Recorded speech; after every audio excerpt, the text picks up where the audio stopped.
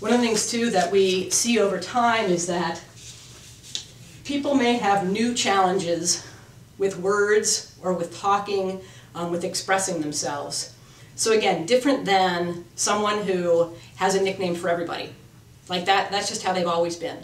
So that's likely to continue. That's a normal thing. If you see someone again who suddenly you think, why are they making up names for people, even if they're joking about it? Because again, we know it's one of the ways people can cover the fact that they're struggling with things is to make jokes. So it's new word difficulty, it's a new way, a new expression for them that they have trouble finding the right word. They may use many words to describe one thing, maybe very articulate. It's not an IQ issue, has nothing to do with that. What it means is, again, your brain's ability to go in there, find the words you want, and say them in a timely fashion can be really, really, really a struggle for people. So one of the real difficulties we see with folks who are having these new difficulties with verbal or written expression is that it can be really hard to participate in a conversation. Conversations are tricky anyway. When do you talk? How much information do you share? Those kinds of rules about talking in conversation. If you know that you're having trouble coming up with the right words, or that what you might say is going to sound wrong, or you think you can't get it out quickly enough, what people start to do is withdraw from social conversations or opportunities. That can include family reunions, when they're afraid that they're not going to remember people's names. It can mean going to the VFW to hang out with the guys and do the things they've always done, because they know it's difficult, it feels embarrassing to them, it feels like something's wrong with them, when in reality it's a medical condition, and again, it's something that people need to go to their doctor when you see that it's a new change or it's a decreasing ability to do the things that they used to do. One of the things we know too that happens in the brain is that people's judgment can be impacted because of Alzheimer's disease. And so we see that people are at great risk for telemarketers who call and say, you know, we have this big need, we need you to help us out.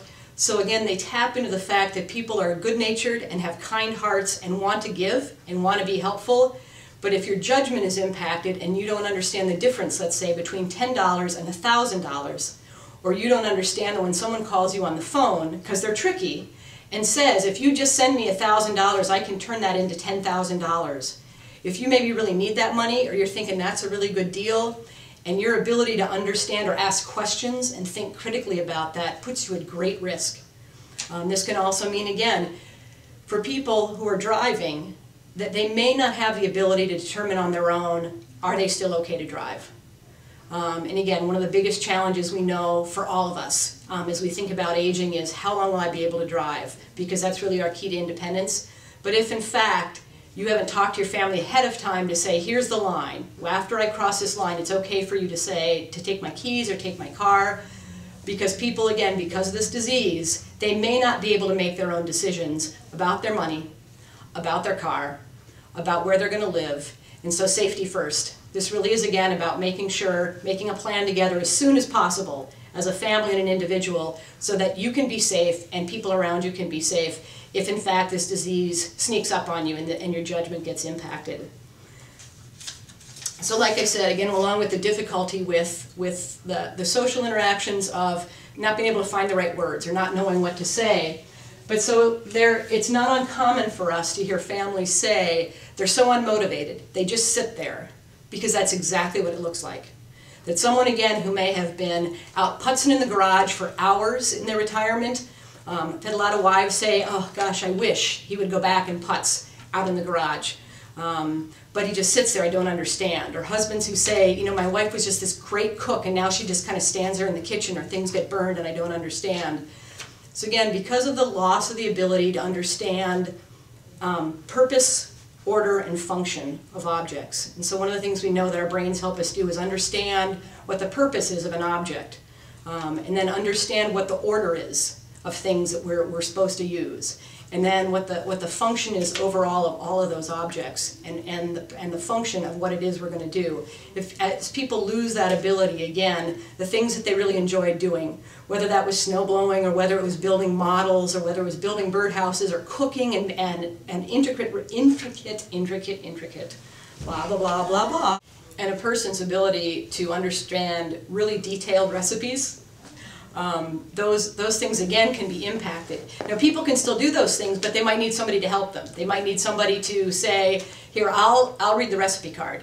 And then help somebody do that, or help somebody fill the measuring cups and let them still put the objects in. So again, we want to help people continue in all these things as long as possible, but if you see these signs, if you see people who can't do those things they used to do, again, a reason to talk to your doctor. If someone's already been diagnosed even, again, important to say, here are some changes, because we know these things get advanced because it's Alzheimer's and it's progressive, and so important things to tell your doctor even if you've already been diagnosed. But again, if you see somebody who suddenly loses interest in the things that they really loved all the time, it may be a time when you want to say, we need to go to the doctor and at least have the doctor look at this issue.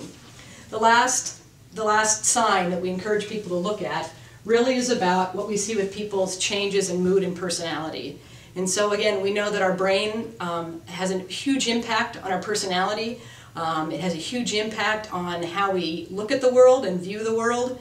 And so we oftentimes, again, see people who may change their personality. They may have always been the most positive person in the world, but because of the changes in their brain and the disease, they become really angry with us all the time. They become really short with us all the time. They may swear when they've never sworn before, and it can be heartbreaking.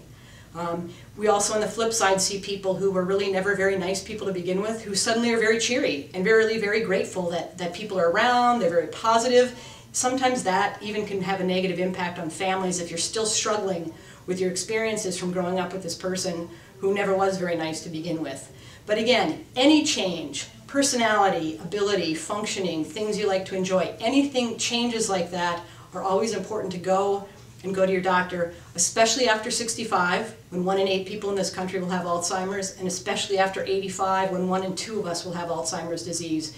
Again, know the signs, call us, we'll put a link on here, go to our brochure, and we can help you again, look through that information, talk with you about that, encourage you about going to your doctor. So again, maybe it's not Alzheimer's, and maybe it's something else, but the important thing again is to notice changes, to ask for help, and we're glad to be able to be part of that.